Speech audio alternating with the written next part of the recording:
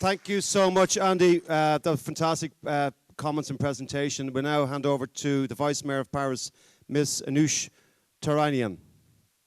Thank you, dear Mr. President, dear mayors, dear members of the Assembly. I am Anoush Taranian, Deputy Mayor of Paris, in charge of NGOs Life, citizen participation and public debate, and an elected representative of the 15th District of Paris. It's truly an honor to be here today, Ireland being an international model for citizens' assemblies and deliberation. And I am sure our discussion will lead to a great mutual arrangement. So thank you for inviting me today. My intervention will be organized in two parts. The first one will tell you more about the institutional organization of our city. And I hope you didn't eat too much because it's very complex. And the second one will be more about the citizen participation in Paris. So the first one, presentation of the institutional organization of the cities of Paris. So Paris has over 2.5 million inhabitants. We have a specific status, which gives us a prerogative on both a municipality and a department. Paris counts 503 elected representatives who are elected for a 6-year term. 163 of them are part of the Council of Paris, and the other 34 are borough councillors. So the mayor of Paris is elected by the Paris councillors for 6 years and has various missions. As head of the Parisian executive, she's in charge of proposing draft deliberation. Deliberation are kind of our bill in Paris. So she proposed draft deliberation to the Paris Council, which is our municipal council, and to implement them. She's also in charge of the budget, and as an agent of the state, she's responsible for organizing the elections and implementing national laws and regulations.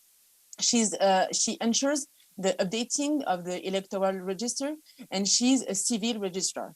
So to be able to fulfill all of her duties, which are big and numerous, the mayor of Paris delegates some of her power to deputies, which are elected by the Paris Council.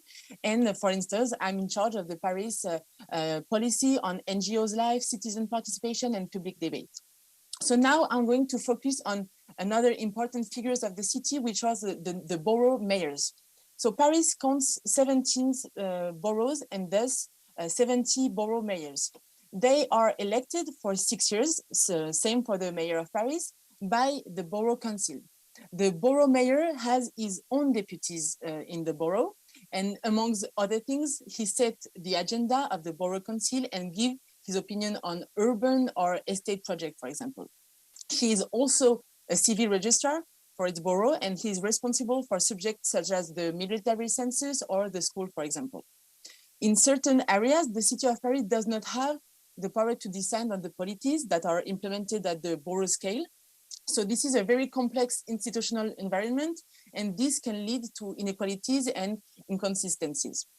It's the case, for example, of the participatory policies. The mayor of Paris supports a global approach of citizen participation, but certain participatory bodies, such as the neighborhood council, are managed at a local scale.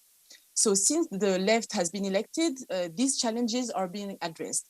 But the city of Paris works closely with the boroughs whole, and this is the case with the subsidies. So exchanging and consulting is constantly with the boroughs has become a part of the Parisian political culture. So let me now tell you a little bit more about the organization of the Council of Paris, which is quite complex. The city councillors have the opportunity to form political groups. There are currently 7 political groups, and also some non-attached members of the city of the Council of Paris. We have 4 left groups which compose the majority, and the 3 other groups are from the right side of the council and are part of the opposition of the mayor. So those groups play an important part in the implementation of the municipal law through issuing motions, vows, adopting deliberation, etc. Another thing to know is that the city of Paris is part of what we call the Métropole du Grand Paris, which is the big Paris metropole, which includes 131 cities surrounding Paris. The metropole of Paris counts 7 million inhabitants and is competent in areas such as environment, spatial planning, housing, economic development, etc. Paris has another particularity. Since it's a capital city and it has a historical revolutionary city, the mayor is not fully in charge of certain specific fields. Some competencies fall within the remit of the prefect of police. So the Council of Paris is therefore held in presence of the prefect of police. He carries out the deliberation that enter in the area of his jurisdiction. Sorry, hard to say. This can lead, for example, to certain difficulties. For example, the mayor and the prefect of police are both responsible for traffic issues. And if ever the mayor wants to implement alternative traffic in her own city, she's not able to do it in a position in her own. So it's some of this field are difficult to handle with the prefect of police. So this was for the institutional and organization part of the city of Paris. Now, let me tell you a word of supporting civic engagement and developing empowerment.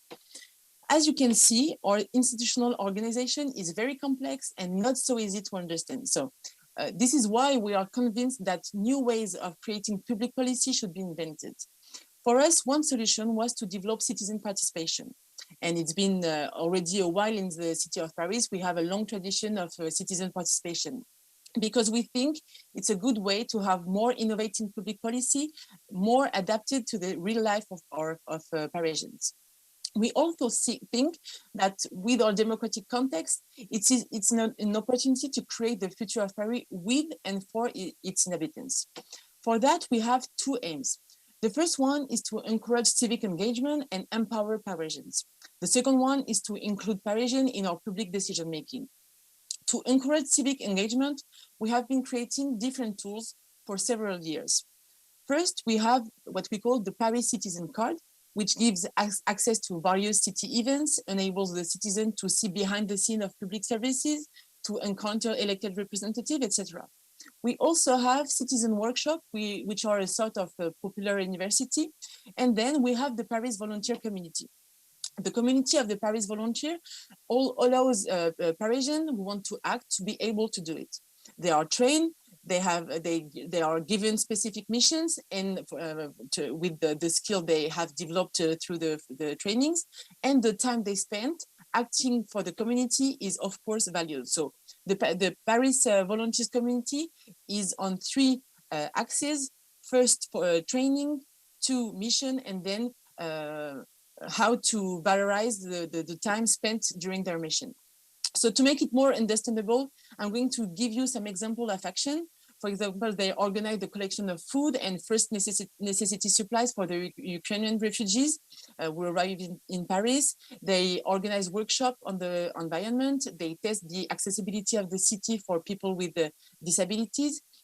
So this is the Paris volunteer in order to give the Parisian the power to act. Finally, some words about public participation in decision-making. We have a lot of bodies and mechanisms to collect opinion and ideas of Parisians at the district level and at the city level. Our bodies are permanent, they have a specific budget, and Parisians can use those bodies to make recommendations to the executive. The citizen can also contribute through a digital platform, which is called ideas.paris.fr. So to get further in the intensity of participation and in order to enable the citizen to play an active part in public decision-making, we have two specific tools. The first one is, of course, the participatory budget, and the other one is the Citizen Assembly of Paris. So for the participatory budget of Paris, you know, it's the largest in the world. Between 2014 and 2020, 552 millions of euros of investment have been decided by the Parisians themselves, and more than 17,000 ideas were proposed, and more than 3,000 projects and work sites were carried out. So the second tool, is the Citizen Assembly of Paris. It's an innovation of this mandate. It was a request by the Parisians themselves in 2019, and this new body gives them a real power to act on our municipal policy. The assembly is composed of 100 Parisians, drawn at random. It's a body which is representative of the diversity of Paris, because we took into account the boroughs, of course, the parity, obviously, the levels of diplomas and age group. So the citizens are also, you have to know that the citizens are compensated up to 44 euros per half day. This was we took the base of the trial juries. Then the Citizen Assembly has 3 missions. First, ensure citizen watch. 2, decrypt and evaluate project or municipal policies. And 3, propose and influence public decision through citizen motions and deliberations, which are the bill of the Paris Council. The Citizen Assembly is first plenary took place in January 2022. Its members then followed several training courses. For instance, they learned some tips to be able to speak in public. They received information on the way the city is organized, etc. Then they were divided into 3 thematic workshops. First, social and education, then environment, and 3, public space. And they are currently working on specific subjects in order to better the city on these issues. That's it. I believe that I use all my time, so I won't be any longer, but I try to present you as quickly as possible the Parisian organization. But as you could see, it's not so easy, and pardon my very bad English accent. So I hope it was clear, and I thank you very much for your attention. And I'm of course looking forward to hear what you have to say and answer all your questions. Thank you very much.